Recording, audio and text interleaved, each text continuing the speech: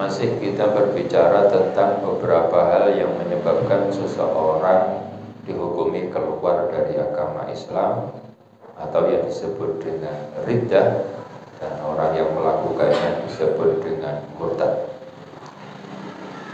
Sebagaimana kita pelajari di awal nikah bahwa riddah itu ada 3 macam.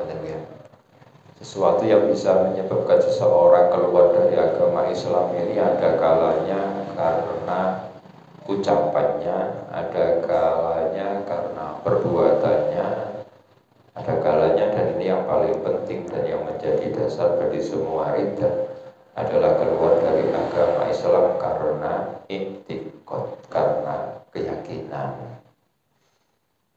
Nanti kalau semuanya kita pelajari maka akan bermuara atau berujung pada yang ketiga ini, yakni karena adanya keyakinan yang salah terhadap Allah atau keyakinan yang salah terhadap agama Islam. Lah itu mereka disebut salah satu yang menyebabkan seseorang dihukumi telah keluar dari agama Islam adalah intaqada faqda sifatin min sifatillahi ta'ala al-wajibati lahu ijma'an kal-ilmi. Meyakini tidak adanya satu sifat dari beberapa sifat Allah yang wajib, dan ini sudah disepakati oleh para ulama, seperti sifat ilmu. Atau sebaliknya nasabalahu sifatan yajibu tanzihu anha ijma'an kal jismi. Atau menisbatkan itu joro-joro ngarani, meyakini bahwa adanya satu sifat yang ulama sudah sepakat bahwa sifat tersebut tidak mungkin ada pada Allah, seperti sifat jisim, sifat materi atau adanya benda pada Allah. Nah, yang pertama dadekno wong niki murtad adalah meyakini sesuatu sing wis dadi kesepakatan ulama. Jadi ngeten. Bahwa Allah Subhanahu wa taala itu punya sifat-sifat sebagai Allah, sebagai Tuhan lah ngoten. Zat yang maha mencipta yang tidak diciptakan lagi itu pasti punya beberapa sifat yang akal ini menerima keberadaannya dan pasti tidak menerima ketiadaannya. Itu sifat wajib, sifat yang mesti ono pada Allah, nggak mungkin lah nggak ono ya. Ada pula sifat ini disebut dengan sifat mustahil, nggak mungkin ono. Nah ya, nggak mungkin ono. Kalau yang tadi nggak mungkin nggak ono, ini sifat wajib. Nggak mungkin ono namanya sifat mustahil. Ada pula sifat jaiz.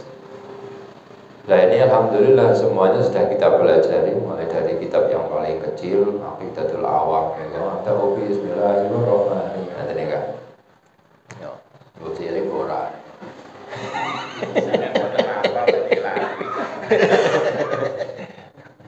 Ini kok bismillah ya. Kan lagi ngaji takoni. Ya iki jadwale apa? Abda ubis. Ya. Iki jane apa kata aku abda ubis. Wae apa wae abda ubis. Di situ diterangkan ada sifat wajib, ada sifat mustahil, ada sifat jaiz.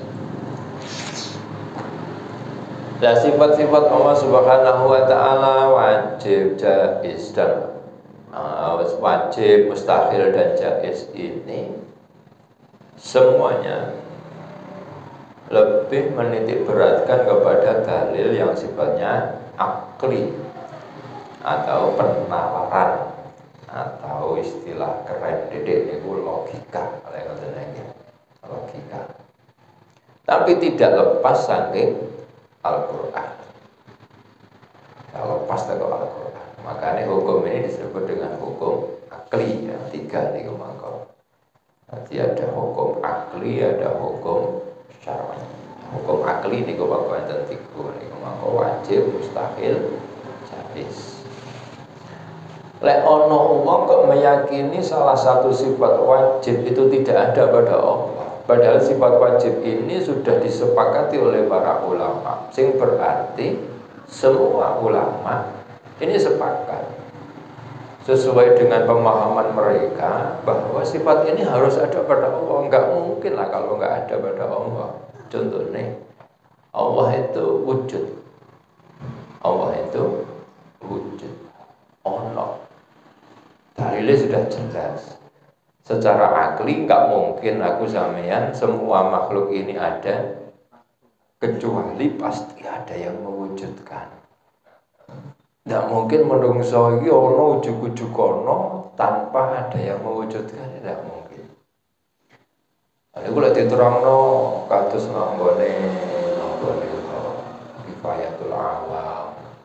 Ora muka titik nggone wa usulul hamidiyah tasuki karena dalile niku munyer-munyer saking munyer-munyere saking datile dalile itu sampai awal dhewe belajar ora paham.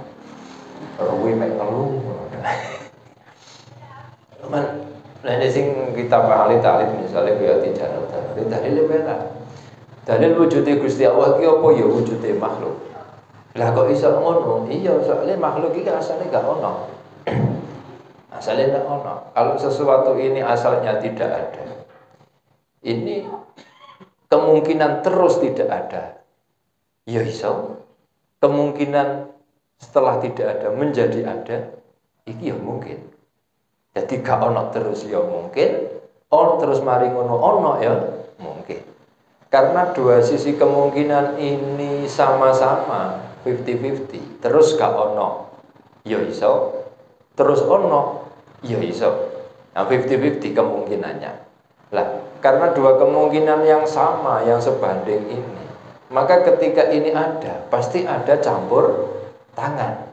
Tidak mungkin moro-moro ono karepe dhewe. Nah, yang campur tangan ini ya Allah Subhanahu wa taala. Jadi tidak mungkin lah alam dunia sing koyo ngene detilnya secara aturan ini seperti itu detilnya. Bagaimana Allah Subhanahu wa taala nyiptakno langit. Kemudian bagaimana Allah Subhanahu wa taala menciptakan matahari sing kaya ngono iku mangko. Semua makhluknya Allah dalam bentuk yang besar maka semuanya ini saling terkait. Saling terkait. Matahari niki apa menyinari bumi. Andai kata tidak ada matahari kan juga tidak ada kehidupan. Cuma ono matahari tok tidak ada air juga iso gosong wae kan gak iso urip. Maka selain menciptakan matahari, Allah pun juga menciptakan air. Air dari sumber sing cilik ngono iku. Mantun-mantun terus mengalir merumput dadi siji dadi laut. Laut disinari oleh matahari akhirnya nguap jadi mendung pun ini nggak akan bisa jadi hujan lenda ono angin. Lalu akhirnya Allah juga menciptakan angin.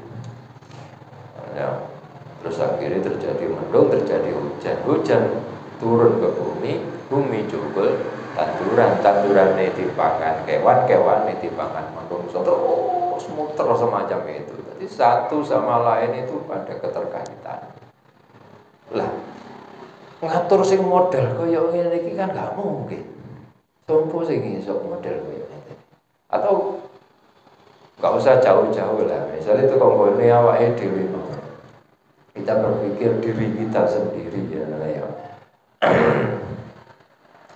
Inna fi khalqis samawati wal ardi wa ikhtilafil laili wan nahari la ayatil liulil albab. Kemudian ada ayat lain yang mengatakan wa fi anfusikum, dan dalam diri kamu sendiri itu ada tanda-tanda keberadaan Allah, juga tanda-tanda kekuasaan Allah. Yang gone awake dhewe niku semua organnya begitu tertata dengan rapinya. Mulai dari unsur yang paling kecil sendiri, apa jenenge ini kalau awake belajar apa atom apa kemudian membentuk sel, kemudian membentuk berbagai macam anggota tubuh. Semuanya sangat detail sekali Allah menciptakannya. Kita mikir misalnya saat ini meripat, meripat. Kita kan nggak pernah loh mikir ini meripat ini kok iso membedakan itu apa? Itu ono hijau, pok biru nih.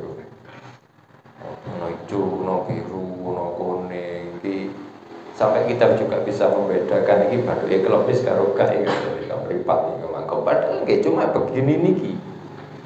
Kok iso menangkap apa yang ada di depannya nih mangko? Kok iso iki yo rancangan iki kaya ternyata di jero iki berjuta-juta serabut yang berjuta-juta saraf nih jero ini yang masing-masing saraf itu punya fungsi masing-masing dan ketika salah satu saraf mawon niki maka terganggu akhirnya pandangan ini sampai ono sing buta warna lah ono sing rabun jauh, rabun dekat, rabun ayam dan lain sebagainya karena saraf yang